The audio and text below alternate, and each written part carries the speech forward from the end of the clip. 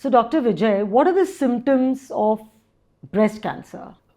Women should be aware of their breasts and look for changes within their breast. This can be done once a month after the completion of their menstrual cycle. So, usually it's a hard lump. There could be certain skin changes, there could be nipple discharge. The nipple discharge could be either clear or blood stained. There could be a lump in the armpits, which is the lymph node. A lot of women get concerned whenever we go and talk at these meetings that whether all nipple discharges are cancerous or not. Again, nearly 90% of all nipple discharges are physiological. They are related to hormonal changes.